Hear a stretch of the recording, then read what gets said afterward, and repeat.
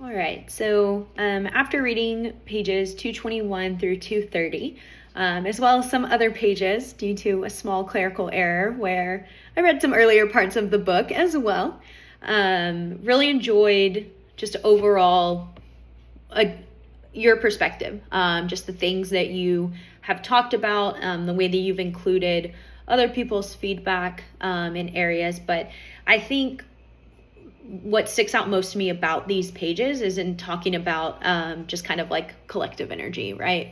Collectively working towards the greater good. That's something that I greatly believe in, given that used to always say when I worked in education that why I worked in education is because the more educated one person is, the more educated we are collectively as a society. And so some of the things that are talked about through these pages really resonate with that thought. So it warmed me up a little bit reading that.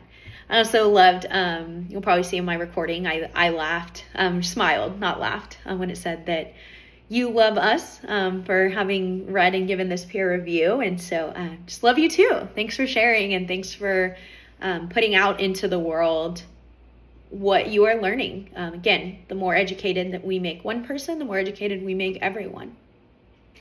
So starting up on page 221, talking about what came to you in your sleep. I would love if I could actually remember anything that I think about in my sleep. But talking about your secrets and being able to share your secrets, I really liked this a lot, mainly because something I've learned through therapy, which is talked about in this section as well, is that you can't be mad at people for not being able to read your mind. And I think this section really reiterates that especially it's very easy to say with a partner, a working relationship, any type of thing like that if you have an expectation and you haven't shared that expectation, then you don't necessarily have the right to be upset that they haven't met that expectation. Of course, pending as long as it isn't harming you or things along those lines. But, if you really like pink flowers and they always bring you yellow, but you've never told them you like pink, then I don't think it's really fair to be mad that they keep bringing you yellow flowers. So talking about this and comparing it as secrets, I think was a really neat way of sharing it because as you mentioned in talking about having the answer to a puzzle, it's almost shameful to have the answer in front of you. But in reality, if you had that answer, then you would be moving forward. You would be sharing knowledge. And so it really resonated a lot in that being able to share those secrets with people where you feel safe in doing so really can make a difference and in what you're able to share out. Also really enjoyed the yes and no buts. Tying in the scientific method there, taking me back to middle school is probably the last time I truly used that.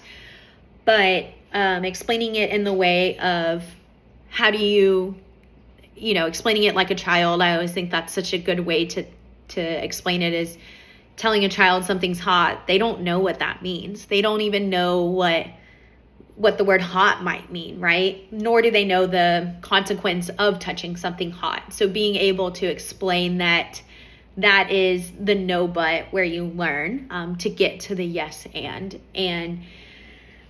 thinking about your secrets of life, existence, and the universe and how we interact with it all and what we've learned from it. I think this was a really just powerful part of what I've read is that we have this opportunity to, again, make everyone around us better. And that is something that I very much believe in. So really, really appreciated reading this part of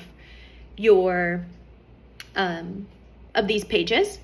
Also really enjoyed the explanation of schizoanalysis. As you also commented that you thought that originally this post might have been something more similar to saying that these words and sayings are more along the lines of schizophrenia versus schizoanalysis.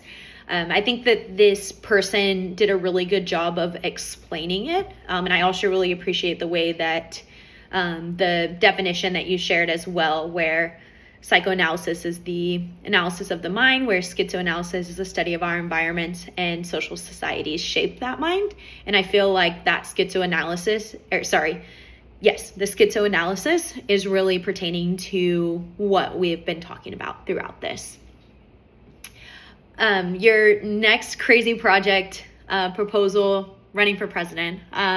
What a big goal, and something that I think is one of the great things about being in our country is that anyone can have that goal and can seek out to make that happen. Personally, and this is absolutely nothing against you, but I like to think that the presidents are more of a figurehead.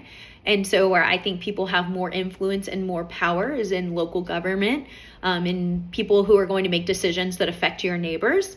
And so I would encourage you to maybe consider that, just because that is something that I would encourage anybody who is wanting to make a difference, who's wanting to make the collective better, which is something that is obviously a part of your desire, but also just appreciate saying it out loud, right? That's a hard thing to do. Having such a big goal like that and putting it out there takes a lot of courage. So kudos for that as well.